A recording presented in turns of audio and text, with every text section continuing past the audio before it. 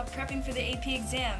First off, I know that as the days lead up to the exam, you may feel like you're in a push for time. Don't worry, here are just 5 tips to help you prepare for the exam. First and foremost, do not cram the night before the exam. This is really important. Staying up and reading the whole textbook all night isn't going to do you any good. What's more important, especially in the days leading up to the exam, is getting plenty of sleep. You want to be well rested when you take the exam so that your brain is at its full thinking potential. Make sure to drink a lot of water too. This is so crucial yet seems to be forgotten by so many people. You are a human being, most likely. You need sleep. 2. Watch John Green's Crash Course videos and, while you're at it, Adam Norris's videos. John Green's videos really help me solidify the info in my head, but he is quite a fast speaker, so know that before you start committing to his videos. I highly recommend you start watching them early. In fact, getting a head start on studying is a good tip in general. Again, cramming is not the way to go. You will forget everything. Accumulate your knowledge over time. It's a lot of material, but surprise, you'll remember more than you think you will. Now, Adam Norris has a whole website dedicated to APUSH study resources. He has review videos, key concept videos, and many others. His website is apushReview.com, super creative. His videos may not be as fun or colorful as John Green's, but they are awfully helpful and are particularly designed to pinpoint concepts that may appear on the AP exam. 3. Become familiar with the AP exam format. College Board has a ton of resources that you can use. Despite what we all think, they actually don't want you to fail. They have a full-length practice exam on their website and free response question and answer examples. If the exam hasn't been changed since last year, then there will be 55 minutes for 55 multiple choice questions, 50 minutes for 4 short answer questions, 55 minutes for the DBQ, the document-based question, and 35 minutes for the long essay question. That's subject to change though, so keep that in mind. Make use of the materials already given to you and understand the content. Your textbook comes with extra online practice tests that Mr. Nygaard makes you do and will be the bane of your existence, but you'll come to appreciate them later on. Why not take advantage of those? Plus, the online portion also has flashcards for terms you might want to brush up on again. It's really helpful. If you're feeling worried about your knowledge of the content, you can do extra work on the weekends too. Making flashcards is a good way to go about it, but it's not the only way. Mentally categorizing things in your head, think G-Sprite, is a good way of remembering that information in the future.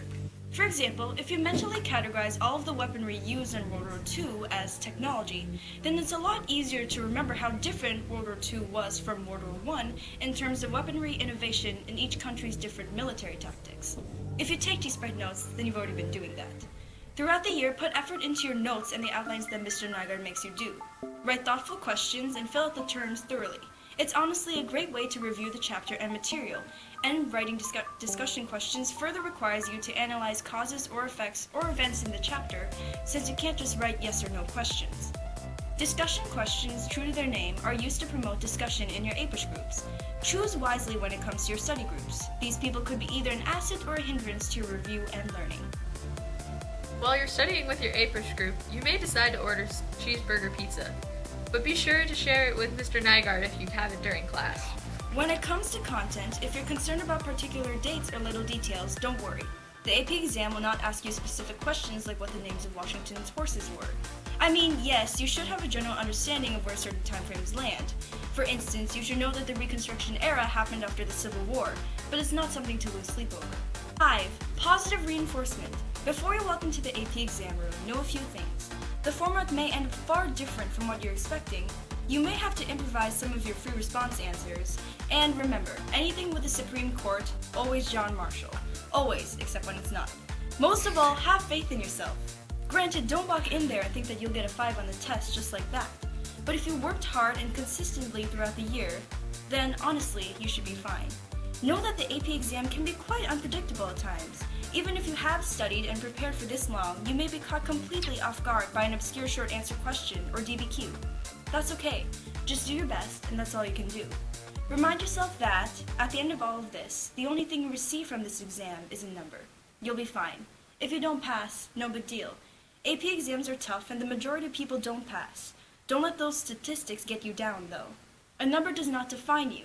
Whether you get a 2 or a 5, that number does not fully or accurately represent the work you've put into this class. It's just one assessment. Remember that.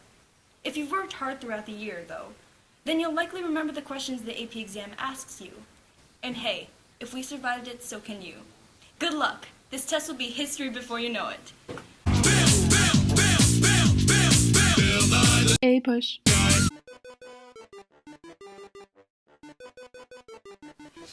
3.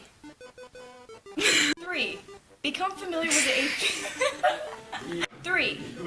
Sasha, your textbook comes with extra online practice tests that Mr. Nygaard. Say that again. Sasha, you wanna go? Huh?